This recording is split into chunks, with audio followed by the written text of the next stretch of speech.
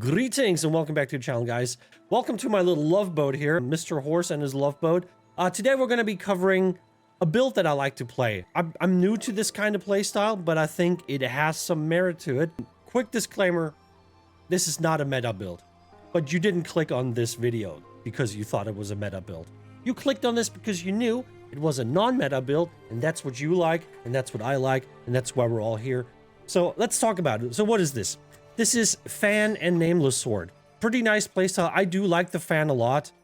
I was looking for a weapon that I could pair with the Fan because I used to play Fan and Umbrella. I have a build video for that. But I kind of got sick of the Umbrella because it's so easy to dodge, and it kind of felt like a liability at this point. A lot of people really learned how to counter the Umbrella well, so just was looking for a different kind of weapon that I could do.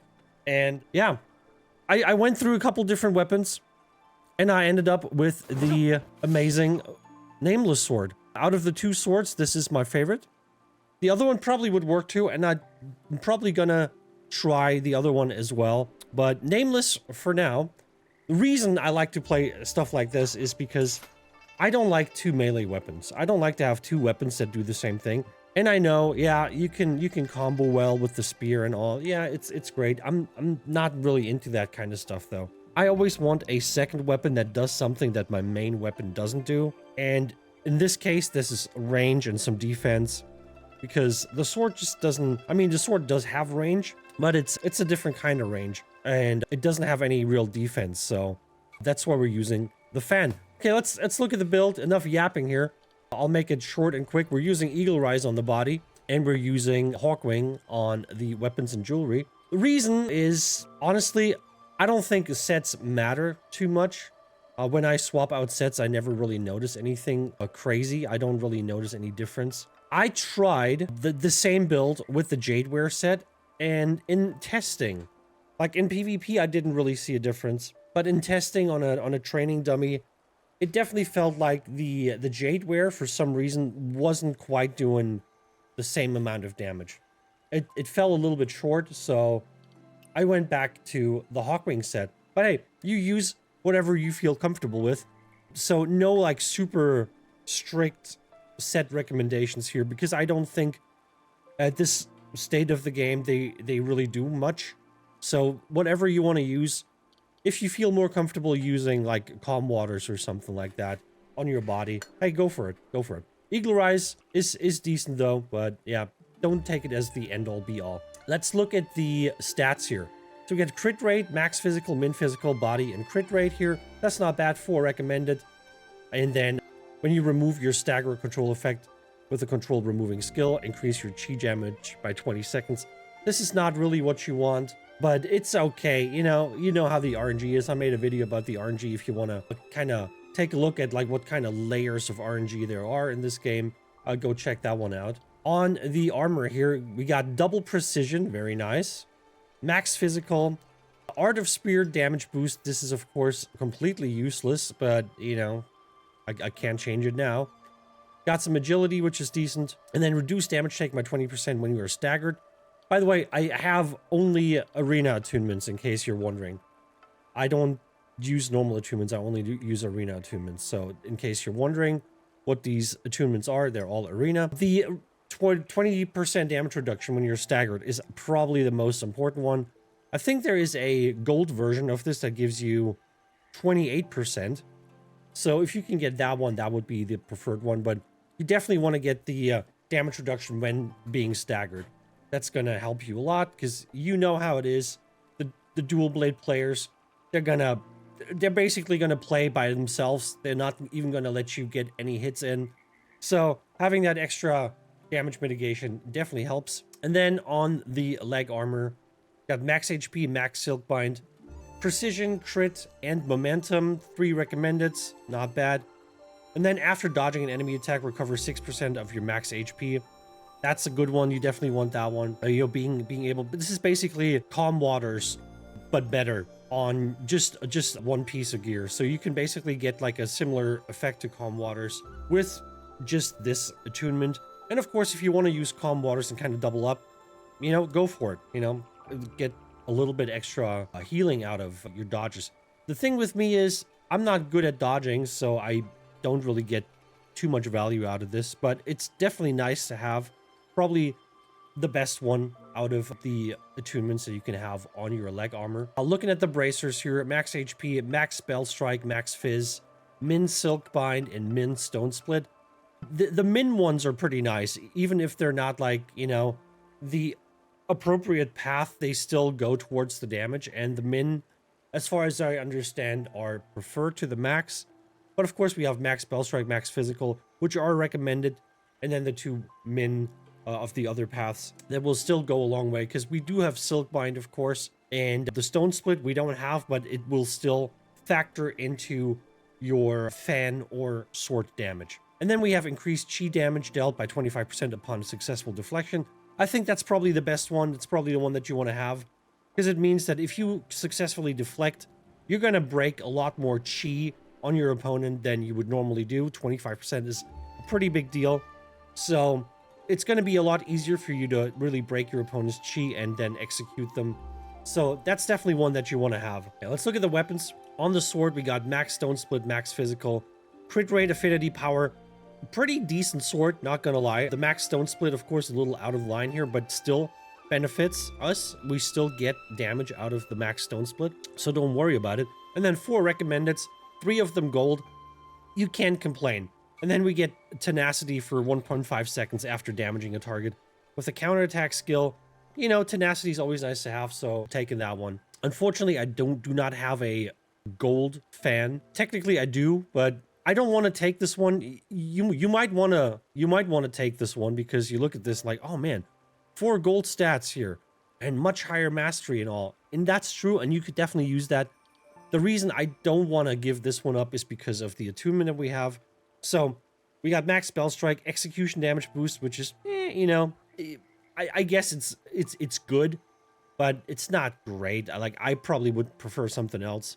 Momentum and max bell strike, all recommended, very nice. But the arena attunement is really what it comes down to here. Using an execution skill restores 30 vitality and HP equal to 20% of the damage dealt. So you're getting your vitality and your health back up when you execute someone, which makes the execution damage boost more useful, and I'm not quite as mad about it. I still would prefer something else, but since this directly ties into our execution damage, and we heal off of the execution damage, this benefits us. So that's a decent combo. Still kind of wish we had something else there, but that's decent. So that's definitely what you want to have. The 20% heal on your execute damage, super valuable. In combination with the 6% max HP on a perfect dodge, this can definitely keep you alive, you know? And then, like I said, you might want to throw in some calm waters into the mix to get a little bit extra health on your dodges. All right, looking at the disc here. Min Bamboo, Max Silk Bind, Min Bamboo, and Min Silk Bind. That's pretty good. None of them are recommended, but this goes a long way. The Mins actually go a long way. We have 1 Min Silk Bind, which goes directly into our fan damage. 2 Min Bamboo Cuts, which also benefit us. They're not recommended. You don't get the 1.5 times multiplier on it as, you know, you do when you have a path that applies to one of your weapons. Like the Min Silk Bind, that's going to go straight to my fan with a 1.5 multiplier, while the Min Bamboo Cuts still go towards my fan and my sword without the 1.5 multiplier. But that's still decent. Still decent. So I'll take that. Dash damage boost. I asked a couple times what this is. I asked in my last build video. I asked on stream. I think it is when you're sprinting and you're attacking while you're sprinting. Most weapons have like a special attack that you're doing when you're sprinting towards an enemy, and you attack while you're sprinting. You do a little dash attack. I think that's what that refers to. Feel free to correct me in the comments if that was still wrong, and just tell me what it is. But I think this is what it is. And then we got the slash of Inner Track Slash, which is the other sword. This is not the sword that I'm using right now, but this is still good to have once I go back to the other sword and I want to play the strategic sword instead of the Nameless sword. This is going to apply then. So right now it's not doing much, but it's still nice to have in my opinion. Looking at the pendant here, max physical, min bell strike, defense, affinity, and physical defense. pretty decent. 4 gold ones, 3 recommended. Can't complain here. I don't really need the defense and physical defense, in my opinion. I kind of wish that was more a damage-focused stat, but hey, defense ain't bad. You know, I'll take it.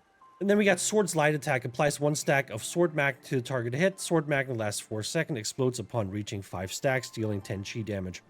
Is it super important? Not really. It's decent though. You know, getting that extra chi damage, probably not a bad idea. Bow and ring doesn't really matter. You put on what you want. That doesn't really apply to the build. But that's basically what we're running right now. Now let's look at the rest here. For our inner ways, we're using Morale Chant. We're using Sword Morph, Flying Gourds, and Star Reacher. Morale Chant, I was trying to get rid of it because I don't like having it on every build. I like to just, you know, when I make a build, I want to have more directly focused inner ways that go towards that playstyle. But I don't have enough, and I don't really know what else I could use. Morale Chant seems to be just too good. There's a reason everybody's using it on every build. I did some damage testing yesterday. Morale Chant definitely does help a lot with the damage. So we're keeping it on for now. Next one, Sword Morph. We got this one to tier 4. I actually gave up on a lot of skills. I've reset a lot of skills here. Like Fivefold Bleed, I had up to tier 5. I've reset this one. I also had Bitter Seasons up to tier 4. Reset this one too. Why did I reset them? Because they're not that useful, to be honest. They don't seem to do a whole lot. Fivefold Bleed is definitely better than Bitter Seasons. Bitter Seasons seems to be really, really low damage. If you look at your, you know, your damage reports after, like, you know, killing someone in PvP or like at the boss dummy, you look at the damage report, you see that those are like at the very, very bottom, and you're probably better off just putting something else on. So I have reset them so I could invest the inner way pages in something else, and my goal is to go to like tier 6 Sword Morph, because the tier 6 of Sword Morph is going to be really, really good, and I definitely want to get there. I have a lot of book tokens. Still got 568 book tokens left that I can't spend because my custom swap and my Bell Strike chest, they're already sold out, so I'm waiting for that to reset. And then I instantly have a lot of vintage book plates, and then of course I'll just be able to buy tons more chests, and I will try to really funnel that into the Sword Morph. Not only, of course, we have other things too that we want to level up, but I'm looking for really focusing on the Sword Morph right now, so we get that up and make the Nameless Sword as good as possible. The Flying Gourds, of course, they're really important to have, in my opinion. Gives you 2 charges of your fan knock-up, which is good to have. You don't really have to upgrade it very far. You definitely get some interesting bonuses here, but just having like a tier 1 is pretty decent. That's all you really want to care about for now. And then we're using Star Reacher because we're using the fan knock-up, and that is going to give us some extra damage. Is it the most OP thing? Probably not, but I'm struggling finding something that makes sense that I want to put on here, and, you know, just keep on the build. This definitely works. You know, those are both for the fan. This one's for the sword, and this one is for both. It makes sense. Let me know if you have better ideas for an inner way setup for a build like this. And lastly, let's just look at our mystic skills here. We're using Leaping Toad right now, Yaksha Rush, Dragon's Breath, and Drunken Poet. And of course, you want to have your Serene Breeze. All the other ones, those are basically just PvE stuff that I use. Those are the only PvP ones. I've been like, you know, back and forth with like different skills. Currently, the Leaping Toad is pretty nice. I want to make more use of that one. Yaksha Rush, actually kind of nice. Combos pretty well because you can knock people up and then can basically use your special attack on the fan, the airborne heavy attack on the fan. So you have a lot of knock up. You have 2 knock-ups with your fan, and then you have the Yaksha Rush that allows you to knock people up as well. So yeah, not bad. And of course, those pesky blockers, those pesky tanks in PvP, you can get rid of them like that. So you just break their block and you kick them up in the air. And yeah, so that's pretty much the main reason I put it back on. I haven't been using it for quite some time, but I felt like, you know what? It's time, because I see a lot of people now in PvP using the Mo Blade, and it's time to counter that. And of course, the rest, you know, Drunken Poet, great spammable, gives you some stagger immunity. Dragon's Breath gives you some great damage over time. Also, some immunity. If you have it fully leveled up, it gives you damage reduction too while you're casting it. So you can consider maybe not canceling it after one take and just like staying in it for some extra damage reduction and giving you the tenacity while you're doing it. But then of course Dragon's Breath in combination with the Drunken Poet, getting those explosions on your punches, that's a lot of damage, and that's definitely something you want to keep. And for the last part, one thing I want to talk about is a little bit of thing that you can do on the fan. Of course, you want to, with your sword, you want to make sure you charge your 3 attacks, right? You want to get as many range attacks as you can. You go in with your Q and stuff like that. You know all this, right? You know all this. The thing I want to talk about with the fan is how to approach people with the fan. So the way I play with the fan is I like to put up the wall, right? Behind the wall, maybe throw in a couple of light attacks. But the main reason is basically you want to block people coming straight at you. That's what the wall is pretty good at. But also putting this up, you can then use your Meridian Touch and the knock up. The Meridian Touch, I don't know how exactly it works, but the Meridian Touch gives you some extra range. You don't need the wall up for that. I just like to have the wall up to kind of hide behind, because this of course is a defensive move. And when people see you stand behind the wall, a lot of people kind of drop their defense a little bit because they expect you to be defensive because you just put up the wall. So oftentimes they kind of drop their guard a little bit. And then I use that to basically use my Meridian Touch and teleport in and hit him with the knock up airborne heavy attack. And that's how I do a lot of my damage and set up a lot of my combos. So that's a really, really nice one. Keep that one in mind. One more time, you do your Meridian Touch and then you follow it up with the knock up. Right? That's how you do it. And I think it's because you teleport over there with the Meridian Touch, right? You see that. If you just do that, you see how you teleport over there and then you come back. I think that's the reason that allows you to go into the knock-up. Because if I just use the knock-up, right, the knock-up doesn't have enough range to go there. But if I use the Meridian Touch into the knock-up, because I'm teleporting over here for just a split second, I can then use the knock-up to instantly follow up with the, with an attack while I'm next to the target. So keep that in mind. That's super useful, and it's gonna, if you're not already doing that, it's definitely gonna change the way you approach a fan build. And that's pretty much all I have for you today. This is the build. I hope you enjoyed. This is, of course, as I said, not a meta build, so don't expect it to perform as well as a meta build. But if you're looking for something that's off meta and fun to play, this is definitely it. Give this a try. Let me know how it goes. Thank you so much for watching. Please like, subscribe, and comment down below. I'll catch you in the next one. Take it easy. Bye-bye.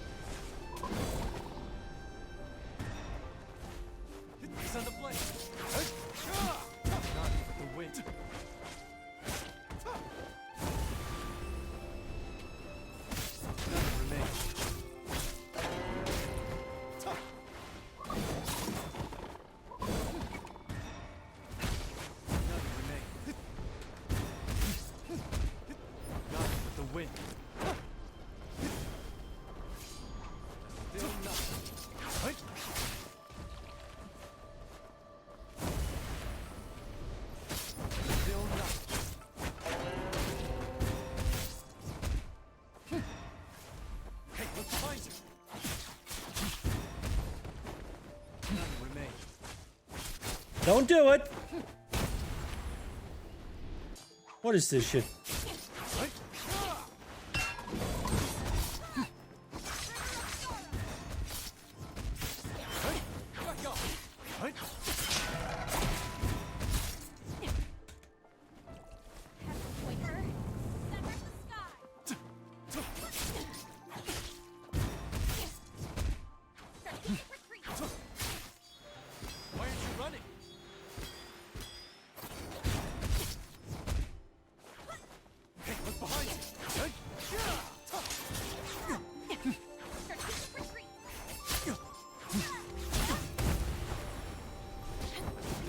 What?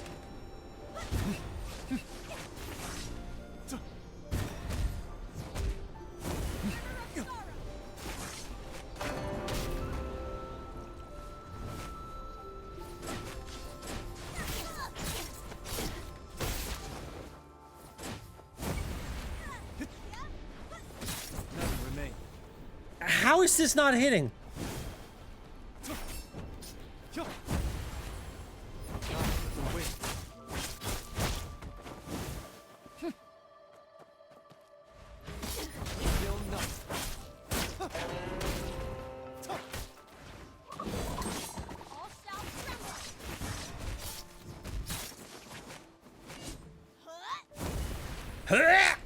What was that?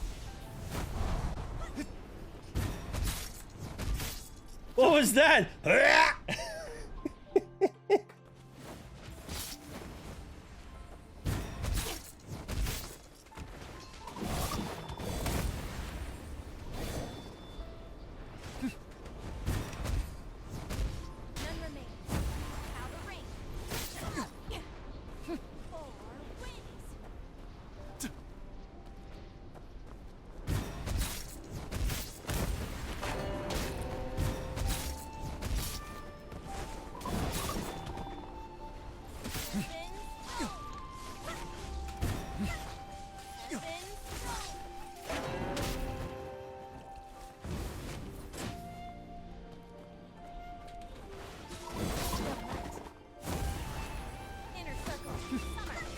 Really?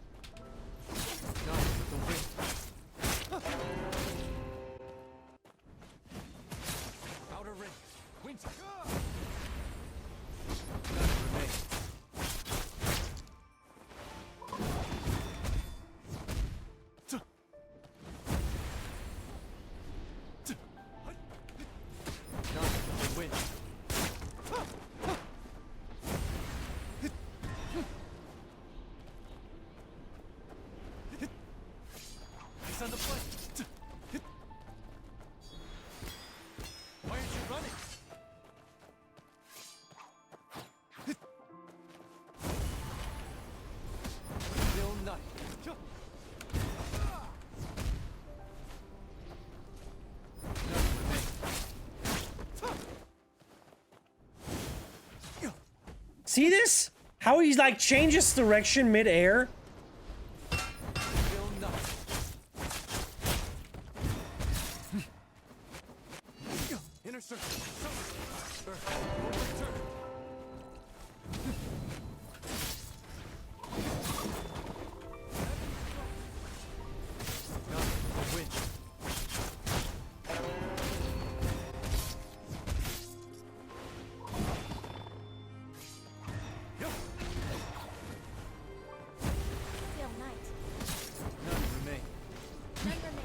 Oh man.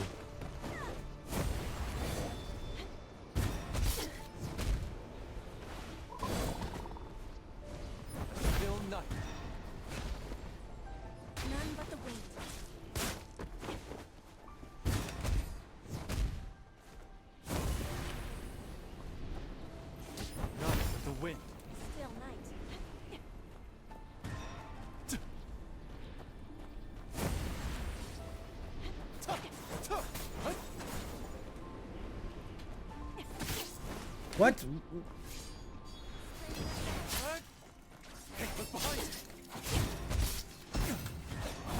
What?